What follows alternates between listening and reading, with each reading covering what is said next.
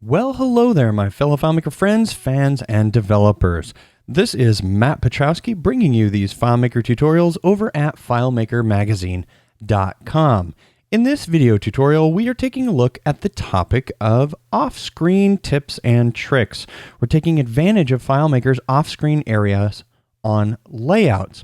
Now, in previous versions of FileMaker, prior to FileMaker 12, which was a big change to the whole layout interface, you really didn't have an off-screen area where you could put and do a lot of things, including documentation. But documentation is just the beginning of all of the different things that you can do on the off-screen area of a layout. Let's take a look at what I'm talking about.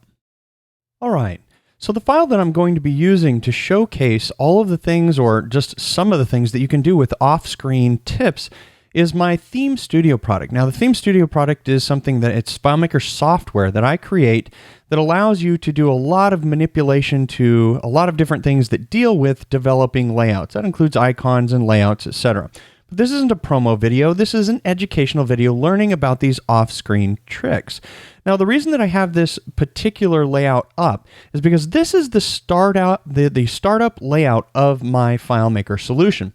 Notice that as I scroll this here, everything scales up. Now, this is just one of the many ways that you can do a startup screen, but if I go into layout mode on this particular layout, and this layout happens to be the layout that is designated as the very first layout used when the file is opened. You can find that by going up to the File and then choosing the File Options, and you will find this option right here of Switch to Layout.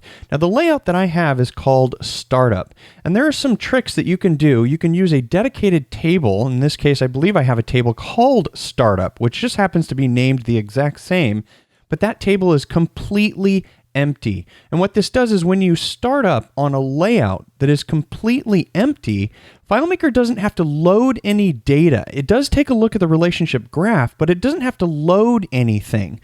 This allows you to make a lot of determinations before your FileMaker solution actually starts running. For example, you can determine what is the privilege set that the user is coming into the FileMaker solution with. If it's privilege set A, then I can go over to this target layout instead of this one. If it's privilege set B, I'll go to this layout over here, and it really can determine the load when you start up a FileMaker solution. But in this video, we're talking about off-screen elements. Now, there's a lot of things that you can do in FileMaker that basically requires you to move from the current context of where the user is in the solution and go to another context. Now, most commonly, that is using a step called Go to Related Records. A good example would be if a user needs to delete a number of records, then they will go to the related set of records, which takes them off of the current layout, and then drops them onto a new layout, does something with those records, maybe loops through them, or maybe deletes them all, and then comes back. The biggest problem with this is that now that we have script triggers within FileMaker, that's accessed by going up to the layouts and looking at the layout setup, the script triggers that are available, in particular the on record load, the on layout enter, and the on layout exit, if you use any of those within your FileMaker solution and you're jumping around through all of these different layouts, you have some problems sometimes because these will fire no matter what. And then you have to create a system that actually allows you to determine whether or not you want them to fire. I've shot a video about this in a previous episode of this tutorial video. You can look for that on the FileMaker magazine site, looking for triggers. Now, what I have over here on the side of this particular startup, remember this startup layout opens up to a table that has pretty much no fields. It has a few global fields, but there are no fields and no data is loaded. And you can do a lot of things off to the side of your layouts. Now, this is the area that we're talking about right here. All of this area off to the side, everything that is outside of the rightmost edge of your layout. Now, the first thing I want you to pay attention to is this right here where I say Files Portal. Now, this is a technique that you can use to basically retain the state of your layout, basically never leave the layout. So in the example that I gave you where I was to leave a particular layout, go to another layout using the Go to Related Records script step, do whatever I want to those records, that is not something that you necessarily have to do. You can't work with a related set of records unless you use something like FileMaker's execute SQL function.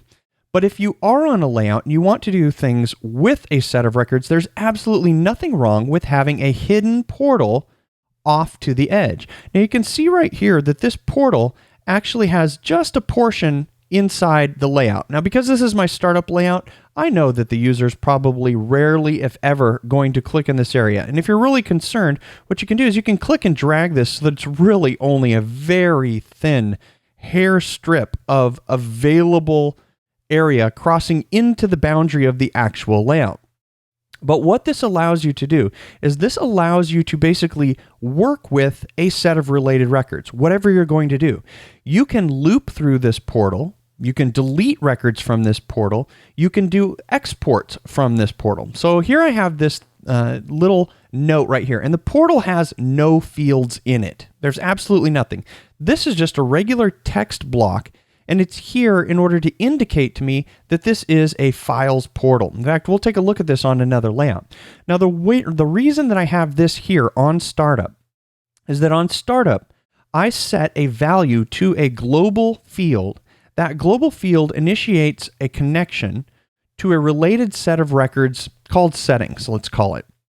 What happens is on startup, the Theme Studio exports a number of files that are used within web viewers. These can be images, they can be full HTML files, they can be scripts that are actually run in order to do things. I'm talking about shell or batch scripts. It can even be executables if you want. Now, that's what I'm doing. On startup, I set that global variable, create the relationship, and then I export a number of files that are used for use, or exported for use within a web viewer. And this used to be how I was actually managing my startup and some of the secure connections to a website, all kinds of different things. The temporary space is available on pretty much any operating system. It is a place that you know that you can always set something, and you can access that by taking a look at, as I open up the data viewer, the get temporary path. So if I put in get temporary path right here, and then I say monitor, we're going to see that that is my temporary path. Zip, zoom, private, var, all the way down there. Now you can navigate to this. In fact, let's go ahead and do that. I'll just simply copy this. And this is a good lesson to learn how you can actually see what's within the temp space. I'll bring a Finder window on screen. And on Windows, this is pretty much the same thing. You're just going to, within Windows, click in an area and basically modify where you want to go. I'm going to use Command-Shift-G. Now, on the Macintosh, you need a full path, which includes this prefix of volumes. And then you're going to paste your full path that you got from FileMaker. When I click Go, you can see right here what the Theme Studio is actually exporting into FileMaker's dedicated temporary folder.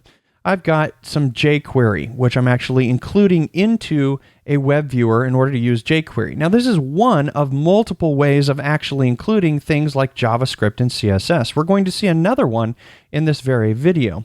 You can see that I have a number of other tools that are here. I've got a splash. I've got some PNGs. These are actually previous things that I was using in the previous version, and I need to actually take those out. I have spinning loading GIFs that I actually export into temp, all of which these are all things that are used pretty much within web viewers. So it makes it really convenient for getting things out. And I'm able to do that with this portal hidden off to the side. Now, another item that we have, which is very obvious right here as I hide the data viewer, is this object right here.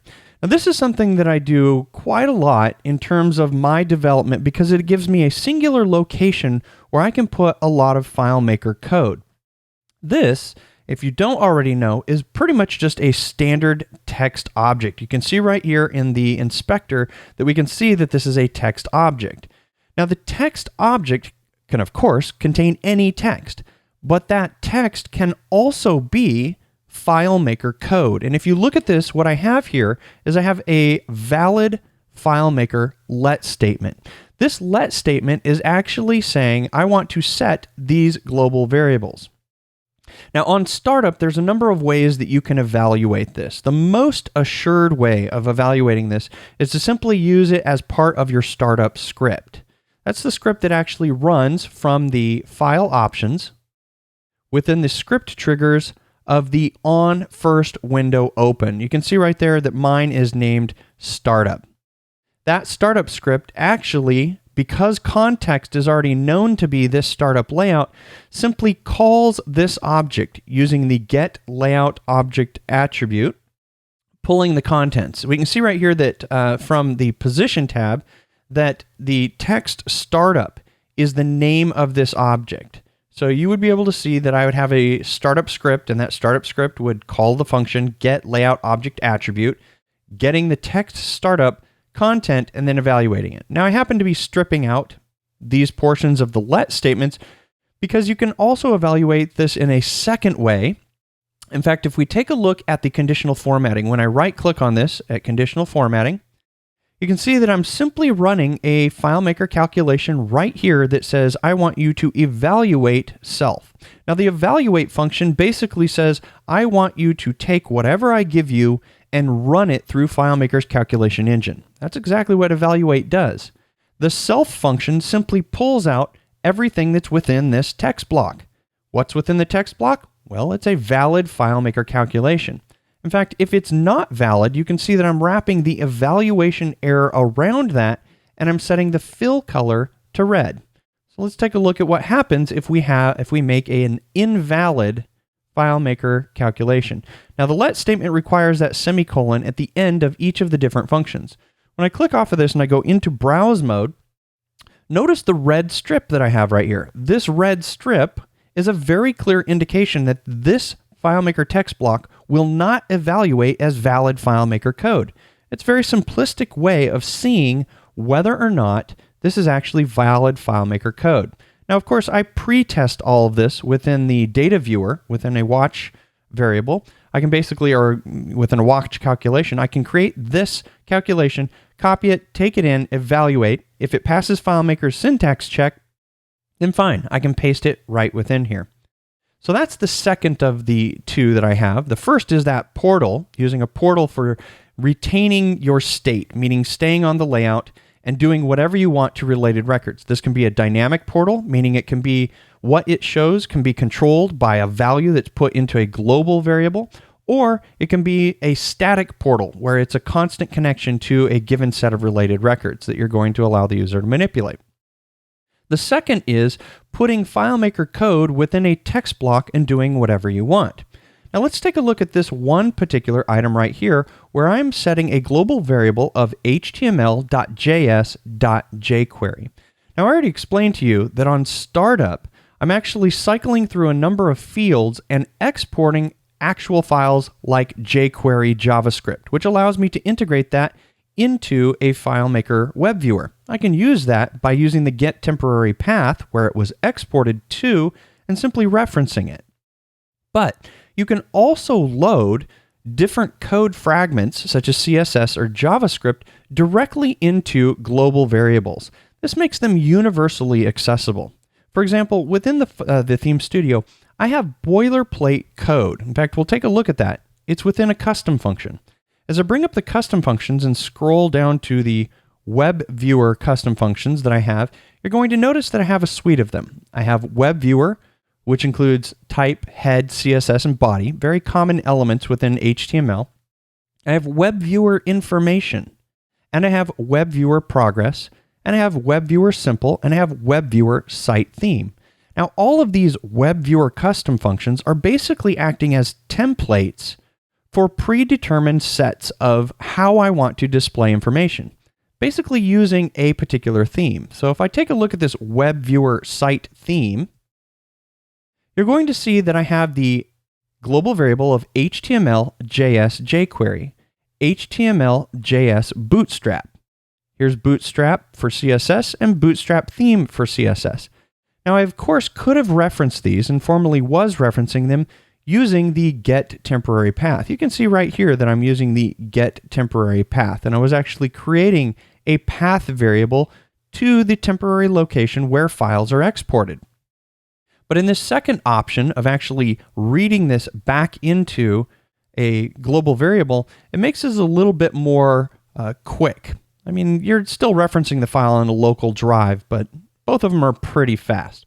But that template is used within a particular web viewer. But where am I actually getting the actual HTML.js jQuery? You can see right here that I'm using a FileMaker calculation, the one I was talking about, or FileMaker function, get layout object attribute jQuery.23.min.js. Now I've talked about this. I actually, when I download a resource library from the web, whether it's JavaScript, whether it's CSS, whatever it is, I simply take the name of that object and then put it onto the text block that I put within the layout. Now this whole side area that we're talking about, it can get very packed with a lot of things, because typically you've got elements that you may be working with that you're dragging in and out of the layout as you design your layout. You've got elements that are pretty much static that deal with the logic of your solution, such as this portal right here. I've also showed how you can use a text block in order to control which fields are actually used for quick find. But these objects in particular can be pretty big. If you paste in a bunch of CSS or a bunch of JavaScript, that is a large amount of code. Now here's a little trick. As I scroll over to the side, look at what we have right here called Offscreen Elements. Now as I select this, you can see that this is clearly, if you don't already recognize it, a tab object. In fact, if I switch over to the appearance, you can see right here that it is a tab control. This one panel tab control called Offscreen allows me to contain a lot of objects.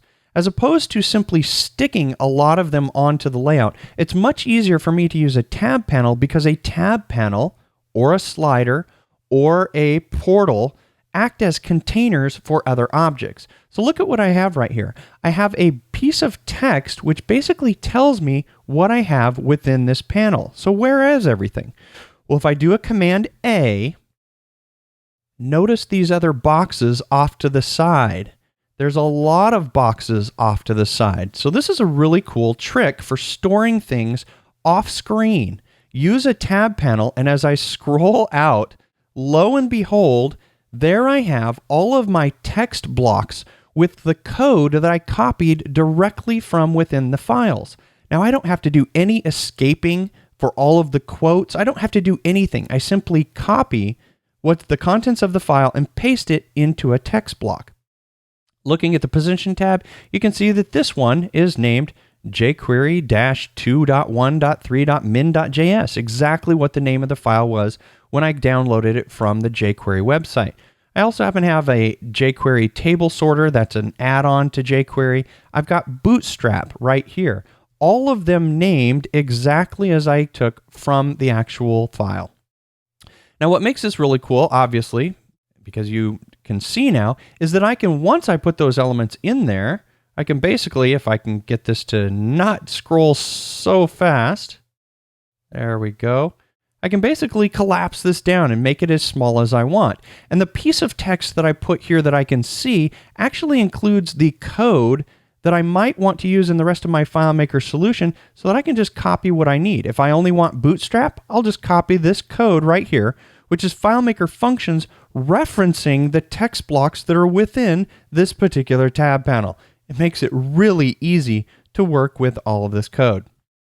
Now, of course, because I'm loading this object and evaluating it, what happens is everything that's contained within that off-screen object, within that tab panel, is simply loaded into these global variables, ready for me to use these libraries in my FileMaker solution solution-wide. It's a very cool technique for hiding things or storing things within this off-screen area and doing it in a collapsible way. You can, of course, make this as small as you want. It's simply a container. So if I need to, I could put this all the way over here so that it's right next to my edge and be able to see what's going on. Anytime that I need to deal with it, I can just open it back up. Remember, collapsing things, but yet leaving yourself a note is a really good way to work with off-screen elements. The next trick that I'm going to talk about with regards to off-screen elements is one of my absolute most favorite. When you approach the design of your FileMaker layout, you tend to think of the layout as your absolute in terms of the space that you have available. I tend to look at layouts in a totally different perspective when it comes to using tab panels. In fact, you notice that I have multiple different areas here. I can switch into this one particular area called the Icon Studio. I have a couple of them. You can see right here I have Icon Studio Builder. Then I switch over to this where I have a Icon Studio Renderer. So this is a whole completely different new area that I have right here. In fact, there's multiple different areas that I can switch to. Whole segments or the whole layout itself can be replaced based on what I need to show the user. So this is just one example. But look at what happens if I select, let's say for these Geon icons right here, and I was to, well, I don't have another SVG, unfortunately. Right now I only have a limited number of SVGs, but this color tab right here that we see, it will only show if I have a valid icon, an SVG icon, that allows me to drag in. So let's take, for example, this fire hydrant right here. I drag this in, and what it does is it allows me to colorize an actual SVG icon, and it converts it into a PNG file down here, where I can control the size and go from like a 48 size icon to a 256. Now this just basically allows me to quickly use SVG files, which are monochromatic, apply a color to them according to whatever theme I want, and then be able to make them into a 2x or 3x size so that they'll actually work for a nice Retina rendering of them, whether you're on an iPhone or a Retina laptop or a Retina display. But switching between these two areas or the multiple different areas is the key of what we're taking a look at. So I mentioned tab panels, and all throughout FileMaker, my Theme Studio process, or my Theme Studio application, I don't have the ability to say everybody must use FileMaker 13, which includes a lot of those really nice features such as the popovers and the sliders. Eventually, I will be able to. But if you're looking for an off-screen way to show a whole completely different layout within the exact same layout that you're on, tab panels is the way to go. Now you see here, I have this tab panel, which is basically called Tabs Icon Default. Well, that's this one pane right here. But you notice that I can switch between Info, Import, Process, and Dev. So I have a dev layout here where I actually list a lot of the different elements and items that I have on my layout. But I have one that is my default. Notice here within this tab panel that I have Builder and Renderer. Notice how it jumps between those two, exactly like we were taking a look at. Notice right here that I have a color and a no color, where I can turn on and off actual elements that should hide or not hide. Now in FileMaker 13, we have this nice area right here, this nice tool where we have hide object when. So obviously if you're going to hide objects, in fact, I would do this for any version 13 and higher. But if you're in FileMaker 12 or you need to support it, then off-screen tab panels is the way to go for controlling what's displayed on your UI. It's a really good way. All you have to do is plan your UI so that basically you have all of these embedded tab panels that allow you to switch to all of these different areas. So heading back into browse mode, what happens when I need to do an import and I click this icon? I simply switch to another tab panel, giving me a whole new palette within this FileMaker solution. Taking me back. So let's take a look at a few more little examples of what we can do off screen, and then we'll wrap this video up. So I've switched over to my layouts layout within my Theme Studio product to take a look at those few final tips that I have.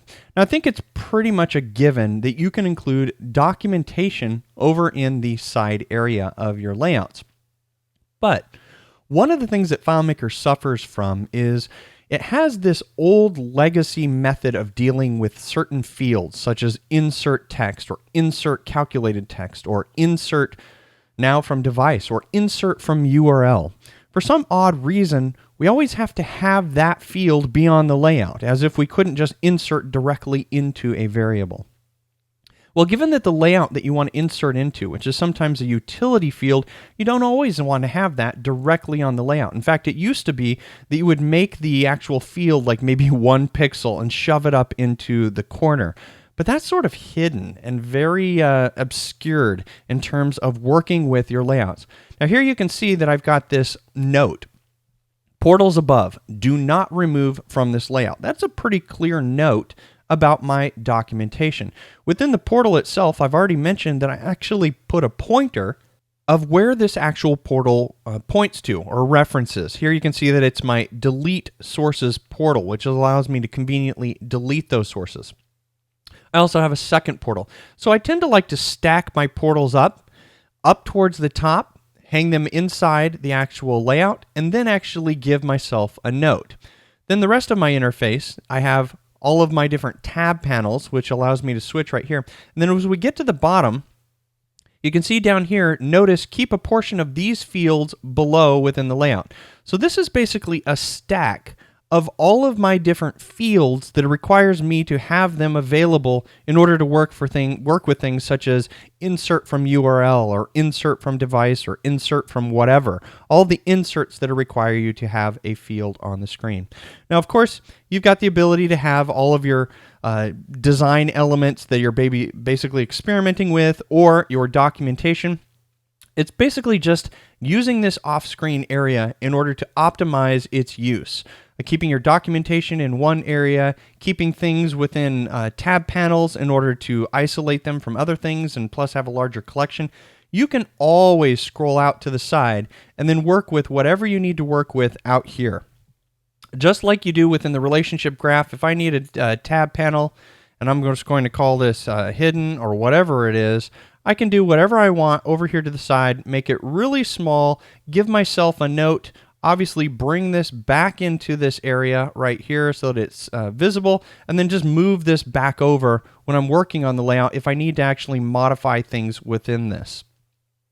But for the most part, those are my biggest tips when it comes to the off-screen layout portion and what you can do with it.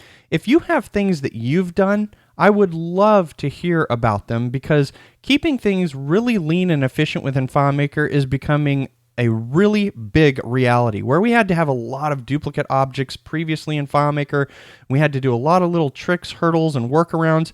It is really becoming a very streamlined platform for developing some really robust software within FileMaker Pro. So, as with all things, I wish you much luck with your own FileMaker database. Hope these off-screen tips help you out with your own development. And until next time, happy FileMaking.